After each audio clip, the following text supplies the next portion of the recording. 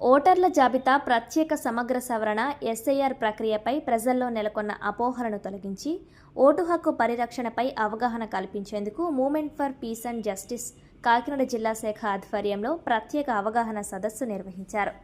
స్థానిక జ్యోతుల మార్కెట్ సమీపంలోని సిరత్ committee function హాల్లో జరిగిన ఈ కార్యక్రమానికి విశేష స్పందన లభించింది.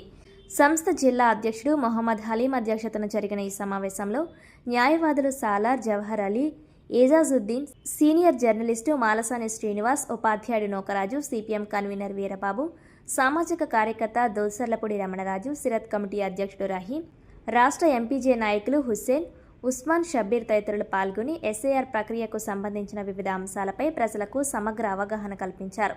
ఈ సందర్భంగా వక్తలు ఓటర్ల జాబితాలో పేరు నమోదు, తొలగింపులు, సవరణలు, అవసరమైన పత్రాలు, దరఖాస్తు విధానం వంటి అంశాలను వివరించారు. ఓటర్ల సందేహాలకు సమాధానాలు ఇస్తూ సరైన ధృవీకరణ పత్రాలు సమర్పిస్తే అర్హులైన ప్రతి ఒక్కరికి ఓటు హక్కు లభిస్తుందని భరోసా ఇచ్చారు. అలాగే ఎన్యూమరేషన్ ఫారంను ఎలా నింపాలనే అంశంపై డాక్యుమెంటరీ వీడియోల ద్వారా ప్రత్యక్ష ప్రదర్శన నిర్వహించారు. ఓటు హక్కు కోల్పోయిన వారు తిరిగి నమోదు చేసుకునే విధానం, ఫారం 6ను ఆన్లైన్లో ఓటర్ సర్వీస్ పోర్టల్ ద్వారా లేదా తహసీల్దార్ కార్యాలయంలో సమర్పించే అవకాశాల గురించి వివరించారు.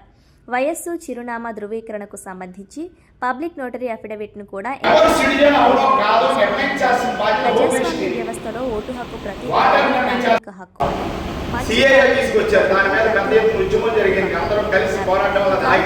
యువకులు ల్యాప్టాప్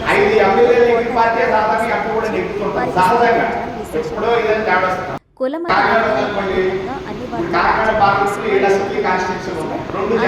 మంది ఎంపీ చదువు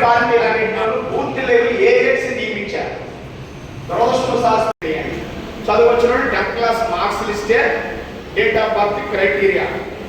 డేట్ ఆఫ్ బర్త్ సర్టిఫికేట్ అనేది కాదు, 10th క్లాస్ మార్క్స్ లిస్ట్ లేదా టీసీలో కూడా డేట్ ఆఫ్ బర్త్ ఉంటుందని చెప్పారు. ఆ రకంగా ఇంద్రపాలెంలో సుబ్రహ్మణ్య స్వామి గుడి మీకు ఐడియా ఉంటుంటారు. అక్కడ గట్ల మీద నిలిచించే వాళ్ళందరికీ ఓటు హక్కు కల్పించారు. ఓటు హక్కు వచ్చింది కాబట్టి తదుపరి రేషన్ కార్డు వచ్చింది. రేషన్ కార్డు వచ్చింది కాబట్టి సంక్షేమ పథకం వచ్చింది. ఇప్పుడు అంత కీలకమైన ఓటు హక్కు తీసేస్తే ఏమవుతుందో నేను చెప్పకపోతే మీకు అర్థమవుతుంది. ఎందుకు ఓటు హక్కు మీద టార్గెట్ పెట్టారు? బీహార్లో ఏం జరిగింది? ఒక నెల రోజుల వ్యవధిలో టైం ఇచ్చి సర్వమం చేశారు. 66 లక్షల ఓట్లు తొలగించారు. 66 లక్షల ఓట్లలో 1,00,000 ఓట్లు ఆచూకీ తెలియలేదని 21 లక్షల మంది మరణించారు.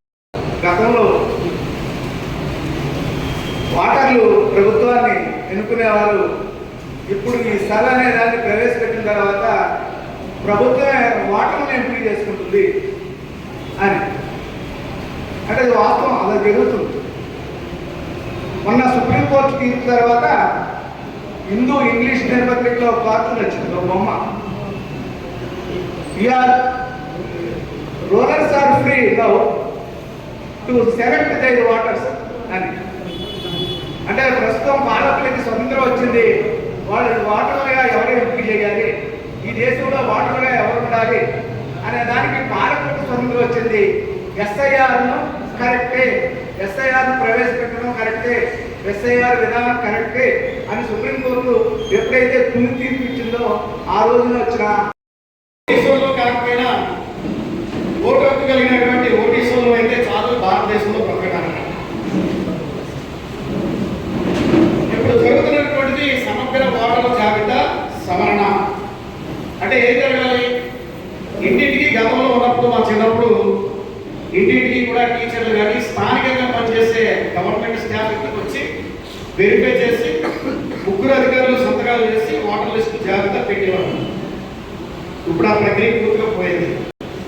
ఇప్పుడు ఓటర్ జాబితా సవరణ ఎట్లా జరుగుతుందంటే నువ్వు భారతదేశ పౌరుడిగా నిరూపించుకోవాలనేటువంటి విధంగా ఇప్పుడు ఈ సహకార్యక్రమాలు తీసుకొచ్చినటువంటి వాతావరణంగా బ్యాక్డోర్ అధికారం అనేటువంటిది జరుగుతూ ఉంది. ఇది చాలా దురదృష్టకరమైన విషయం.